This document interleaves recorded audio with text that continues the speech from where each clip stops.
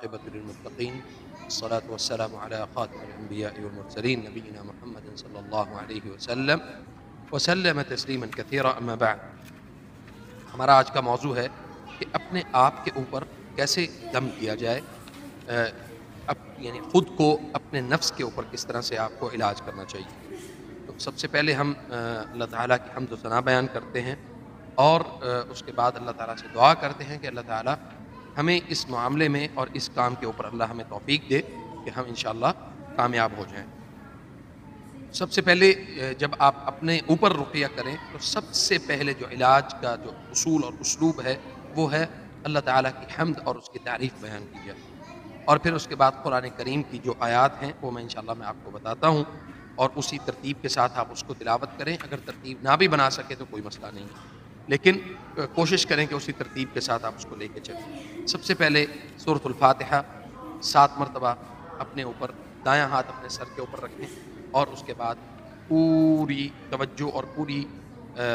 یعنی پورے یقین کے ساتھ آپ کو سورۃ الفاتحہ کی تلاوت کرنی ہے۔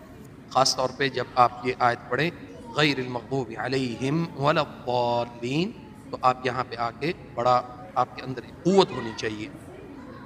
اور اسی طرح جب آپ یہ تلاوت کر رہے ہوں گے تو آپ کو سورۃ الفاتحہ کے دوران اہدنا الصراط المستقیم صراط الذین انعمت علیہم، یہ والی آیت کو بھی آپ کو تکرار کے ساتھ پڑھنا چاہیے۔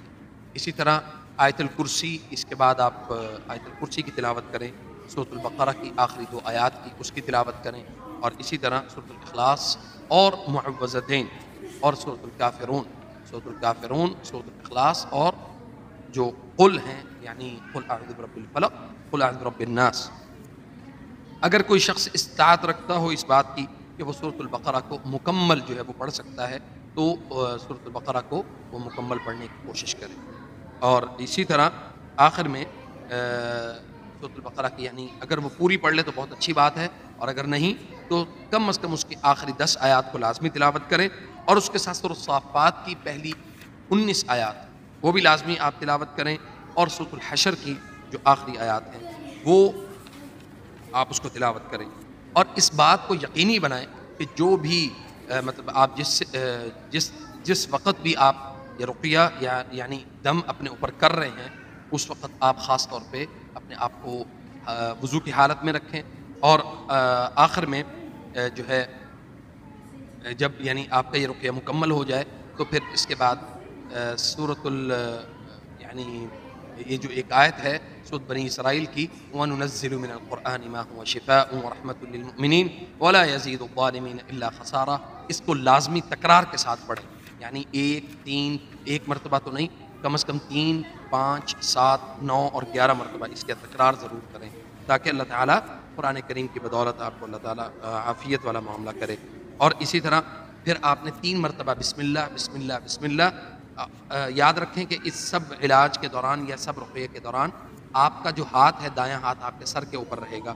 تو آپ نے 3 مرتبہ بسم اللہ پڑھنا ہے، اور اس کے بعد 7 مرتبہ اعوذ بعزت اللہ وقدرتہ من شر ما اجد واحاذر۔ چونکہ یہ جو دعا ہے نبی صلی اللہ علیہ وسلم کے پاس جب کسی مریض کو لایا جاتا تو یہ دعا بھی پڑھتے، اور اس کے ساتھ یہ دعا پڑھتے اذهب البأس رب الناس واشف انت الشافی لا شفاء الا شفاؤک شفاء لا یغادر سقما، اس دعا کو بھی تکرار کے ساتھ پڑھتے۔ اور پھر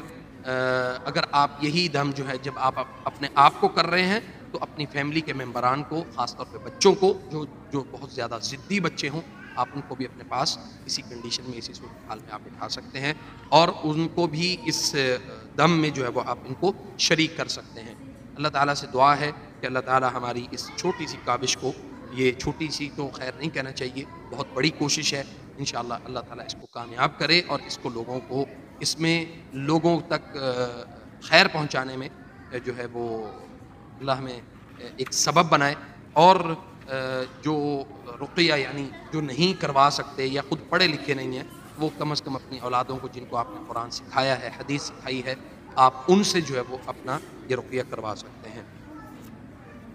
تو ہم آخر میں یہ دعا کرتے ہیں کہ اللہ تعالیٰ قرآن کریم سے ہمارے دلوں کو منور فرمائے، اور ہمیں قرآن و سنت کو صحیح معنوں میں سمجھنے کی توفیق عطا فرمائے۔ وجزاکم اللہ خیر۔ السلام